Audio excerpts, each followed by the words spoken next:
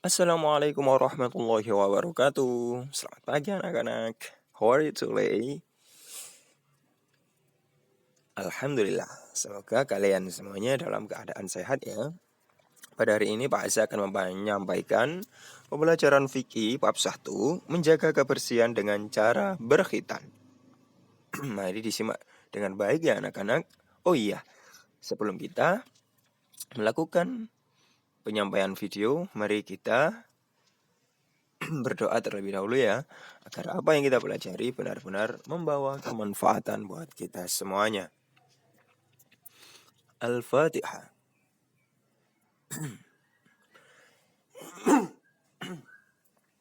Amin.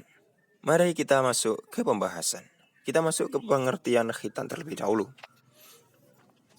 Khitan menurut bahasa artinya memotong, yaitu memotong kulup atau kulit yang menutupi ujung kemaluan laki-laki. Bagi perempuan yang dipotong ialah sebagian kulit yang berada di atas kemaluan perempuan. Ingat ya, yang dipotong itu kulit yang ujung. Atau menyebutnya dengan kulup. Dalam bahasa Jawa, khitan biasanya disebut dengan sunat. Ya, kalau di daerah Gresik, kalau di daerah Jawa ya, itu biasanya disebut dengan sunat. Ya anak-anak, seperti itu. Menurut ulama, pelaksanaan khitan bagi laki-laki ialah wajib dan bagi perempuan hukumnya dianjurkan. Dalam syariat dalam syariat khitan ialah mengikuti apa yang dilakukan Nabi Ibrahim yang kala itu sudah berusia 80 tahun. Nabi Ibrahim melaksanakan khitan itu pada usia 80 tahun. Khitan disyariatkan dengan dalam Islam karena bertujuan untuk mempermudah mensucikan diri dari najis. Karena najis menjadi prasyarat utama untuk sahnya ibadah seperti sholat. Ingat ya, jadi kalau kulup itu tidak dipotong ketika pipis atau kencing, itu meninggalkan sedikit air kencing yang berada di ujung kemaluan laki-laki. Nah, jika itu tidak dipotong, berarti ada najis di area kemaluan laki-laki. Sehingga kalau najis, kita tidak sah melaksanakan sholat atau melaksanakan ibadah-ibadah yang lainnya. Ya, dicontohkan seperti sholat di sini.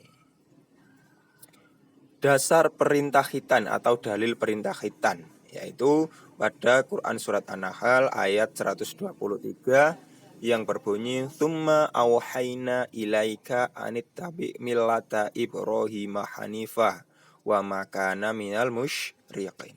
Yang berarti, kemudian kami wahyukan kepadamu Muhammad, ikutilah agama Ibrahim yang lurus dan dia bukanlah termasuk orang yang musyrik. Sudah jelas ya.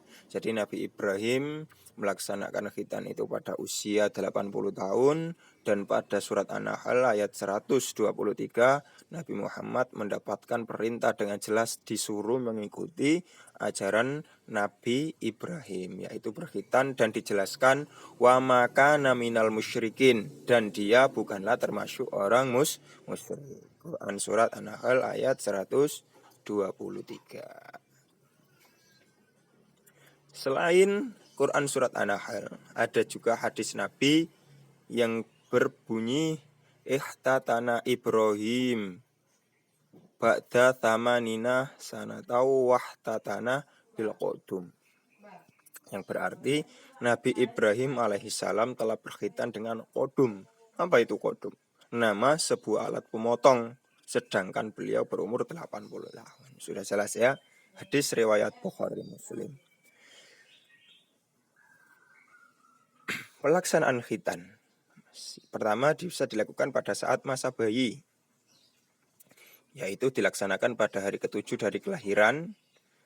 Ini bebarengan dengan tasyakuran akikoh, sekalian diberikan nama dan dipotong sebagian rambut.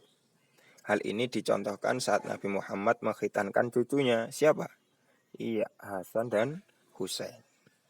Bisa dilakukan pada saat masa kanak-kanak, dilakukan pada usia balik, menuju balik, kira-kira usia 15 tahun.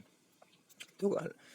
Di Arab Saudi khitan itu dilakukan sekitar 3 sampai 7 tahun, di Indonesia pada umumnya 7 sampai 15 tahun. Kemudian bagi mu'alaf, orang yang baru masuk Islam, ini diwajibkan ya oleh mu'alaf melaksanakan khitan dengan cara etika tertentu. Hal ini dilakukan untuk menjaga kebersihan alat kelamin dari najis sehingga ibadahnya sah. Tahu nggak mu'alaf? Jadi mu'alaf itu orang yang baru masuk Islam. Kadang-kadang sebelum masuk Islam itu orang itu belum khitan ya. Jadi harus dikhitan dulu. Nah, tentu dengan cara etika tertentu atau cara kemudian metode tertentu ya. Tidak disamakan pada saat masa bayi dan masa kanak-kanak. Khitan dan kesehatan. Hubungannya apa ya Pak Azza? Iya, khitan memiliki banyak manfaat loh bagi kesehatan ya anak-anak. Karena membantu anggota tubuh yang menjadi tempat persembunyian kotoran, virus, bakteri, dan bau tak sedap. Air kencing mengandung unsur itu semua. Jika tidak dilakukan khitan, lama-kelamaan kotoran itu mengendap dan menimbulkan penyakit. Kotoran itu berkumpul setiap hari, setiap kencing berkumpul, tidak bisa bersih setelah kencing. Kan menyebabkan kotoran. Kemudian kotoran itu mengendap menjadi penyakit sehingga mengeluarkan bau tak sedap. Beberapa penelitian kesehatan bahkan mengungkapkan bahwa penderita penyakit kelamin lebih banyak berasal dari kalangan yang tidak khitan. Penyakitnya yaitu infeksi dan tumor kelamin yang sangat berbahaya ya. Jadi di sini khitan adalah hal yang sangat penting bagi laki-laki. Penghargaan pada anak khitan. Khitan atau sunatan bisa diartikan sebagai garis batas peralihan antara dunia anak-anak ke usia remaja. Dalam hukum Islam, balik merupakan salah satu persyaratan bagi seorang yang terkena hukum dan aturan agama. Tidak jarang prosesi khitan bagi anak-anak Islam di Indonesia didahului dengan arak-arakan dan diakhiri dengan acara hajatan khitan. Dalam acara Islam, hajatan khitan dikenal dengan walimatul khitan. Hajatan tersebut diselenggarakan sebagai bentuk rasa syukur atas keislaman anak laki-laki dan memohon doa kepada tamu undangan agar anak tersebut menjadi anak yang soleh. Seperti itu ya.